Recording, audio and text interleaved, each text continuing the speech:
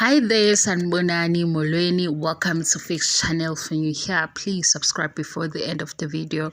If returning, thank you for love and support. I appreciate you. Kunendaba lana yaSneh nomndeni wakhe. Lo mndeni wakhe athi akawuthandi. Angakafiki-ke kwiphathi la ngikhuluma ngoSneh. Njengoba siyaxoxa futhi nje ngiyathanda mina ukuthi uyicingisise lento uyibuke emasayidi onke ngoba kunamasayidi amaningi. Eyokungahloniphi angihambisani nayo, ngihlezi nje nami ngisho ukuthi ngisho lana manikhomenta ngiyacela nenze sure ukuthi siyahloniphana sonke nabantu esikhuluma ngabo siyabahlonipha, noma ngabe ubeka umbono wakho kodwa ubeke ngendlela nawe oyaziyo ukuthi inenhlonipho phakathi, ngoba waqala wakhuluma izinto eziseceleni nokubody shame nenhlamba. Leyo comment ngiyayidelete. Angisezodilitha-ke ne-comment manje nje sengizokubhlokha ku-channel because into engahambisani nayo ngiyasho kaningi inhlamba angihambisani nayo. Ukhuluma kabi ngemizimba yabantu besifazane angihambisani nakho. Yebo. Size-ke kuSneh. Nayi-ke into esiyaziyo, kune-show igumbi lamakhosikazi, and masifunda lapha phansi bathi igumbi lamakhosikazi lifike ngoba kunomama nosisi abebe-DM amakhosikazi akaMseleku ngenxa yokuthi bafuna usizo ngezinto ezihlukahlukene, ngezihloko ezithinta omama. Right. Lafika igumbi lamakhosikazi beliku-SABC 1.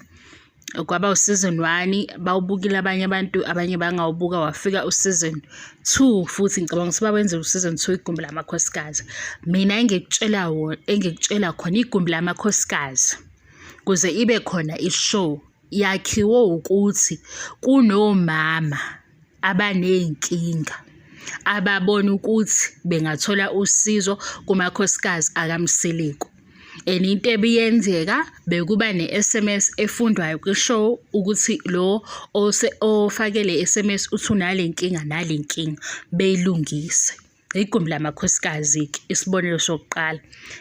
Number 2, kune-show ezomshado. Ezomshado yenziwa uMakhumalo noMacele.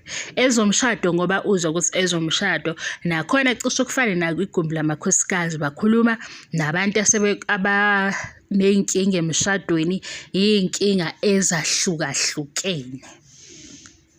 Yikho-ke ngithe mina into asibukisise lento ukuthi uSneh ohluphayo-ke, oyingane ehluphayo eyedwa versus abantu abawu-5 abadala. Asiqale ngale show ezomshado. Ezomshado kuzofika umuntu laphayana, angazi phela noma mhlampe kuba khona la bahlala khona u-3 days be-assess ukuthi lo muntu unjani. Kulula ukukhuluma nomuntu ose-ready ukuthi ashiye umshado wakhe ngaphezu kokukhuluma nengane ohlala naye egcekeni ewumndeni wakho. Ayikho questionable leyo nto. Lapha kwezomshado kufika abantu abangabambana ngisho nangezandla, abadala, abangabazi, abaney'nkinga ezenzeka emshadweni, abangazi ukuthi ziqale nini. Uma sebeqala bekhuluma nalabo bantu babuyele emuva ukuthi-ke kuqale nini ukuthi izinto zingahambi kahle. Mase-ke uthi asikholwe because ngiyayifaka kule group nami ebuza imibuzo ukuthi hayi bo, kanti kwenzakalani? Kwenzakalani? Ngeke sibuke uSeason 1 kuze sifike kuSeason 7. Into esibukayo ukuthi uSneh uyahlupha, kodwa futhi thina esibuka le show yithi esisenda ama-SMS sithi sicela nisenzele igumbi lamakhosikazi ngoba kahle kahle nizokwazi ukukhuluma nathi sizwe. Iy'nkinga zabantu abadala abaney'ngane, abanye baxatshaniswe yiy'ngane ezingaphandle komshado, bayakwazi ukuhlala nabo beyi-address bebuyele ekuqaleni beze betshele labantu ukuthi reflect ukuthi-ke kwenzakaleni, nabonana kanjani kuphi. Kodwa kunzima ukukhuluma noSneh ngicela ungichazela nje, ngizokulalela, ngizoyifunda i-comment, sengathi ngizokulalela, ngizoyifunda i-comment ngiyibambe lo yishoyo. Kule team yala ma-shows lawa aze nama-solutions abantu, kunama-professionals abasebenza nawo. Ama-ke endaweni yokuthi azolalela engenelele. Kodwa kuThando Nesithembu, uSneh uwuhlupho from season 1 to season 7. Yabhalansa le nto guys.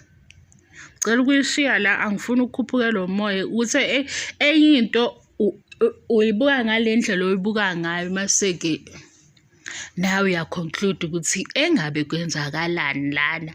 Kusayindlela yebhizinisi ngoba into engineshonayo njengoba uSneh ewuhlupho uyatrenda.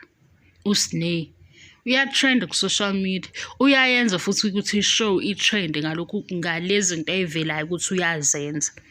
Angisho futhi ukuthi ngiyamthethelela ulaleli kahle. Into engimangazayo ukuthi umuntu osuka khona no-husband wakhe or nonkosikazi wakhe osofuna ukumshiya, abanye bengacishwe beshayane ngisho kwi-show, kuyakhulumeka nabo.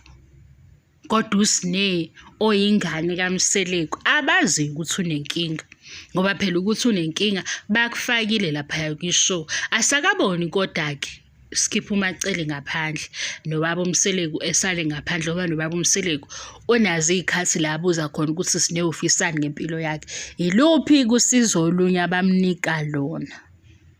Hhayi, sizukhathala nje kuyibuza leyo nto ngoba mhla sabona ukuthi sebemsize kangaka, ila sothula khona-ke sibone ukuthi hhayi-ke bakwenze konke kusemandleni. Asikhulumi ngemali la, asikhulumi ngemali. Angazi ukuthi ngingenza kanjani ukuze le nto le si-unpack-e ngendlela e-right, siyibeke nje ngama-details agcwele.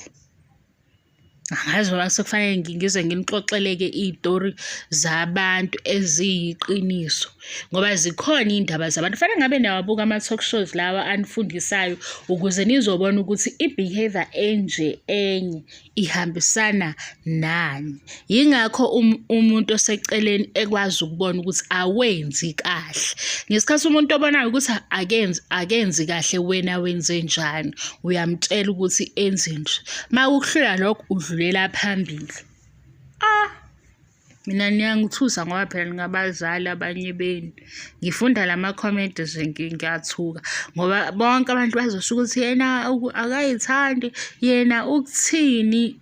Kufanele kuqalwe phansi naye ukuze akwazi ukufika kulapho, ukuhlukanisa okubalulekile kuyena kuqala before ziza zonke ezinye izinto. Ngoba abanye balwela ukuthi akathole imoto, okwamanje imoto akayideserve.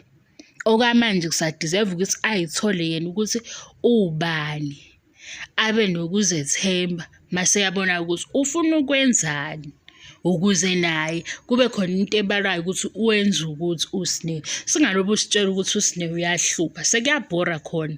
Kuyi-entertainment, kulaba ababona kuyi-entertainment. Kithina abanye asiboni ukuthi ngempela yini inhloso, ama-views noma ukuprove ipoint ukuthi ingane engalaleli, noma mhlawumbe ukuprove ipoint ukuthi ingane engazalekanga emshadweni ibanjwe izokuxabanisa namakhosikazi akho noma izomosha igama lakho. Ayi, ngeke. Nakho nami ngize ngifake imizwa yami kodwa ukuthi ngibona isitori sangempela la, kodwa ngixakwa indlela ukuthi yini le ndaba ilobe ihandlishwa ngendlela esingayiqondi. Abantu abadala ababasabi laba abafika laphaya ezomshado, bayaxoxa nabo, kodwa uSneh yena uyaphoxana. Hawu, ungangasaba umuntu ongamazi ukuthi uzokudumela noma akushaye ngoba awuyazi ukuthi inkinga anayo ikuphi, nendlela yakhe yokucabanga ngoba ephethwe yinkinga ikuphi, kodwa uSneh kuyasabisa ukukhuluma naye ngoba uyaphoxana. Wow. Ngibonga ithuba, ngibonga i-support. Besidlula nje nakhona lapho. Ungayifaka-ke imizwa-ke la ngoba phela vele into e-serious le, kodwa nje engathi nabanye abazali bengake benakisise iy'ngane zabo bebone ukuthi iluphi usizo olufunekayo before ufuna ukusikhombisa umhlaba wokuthi ingane yakho iziphoqi.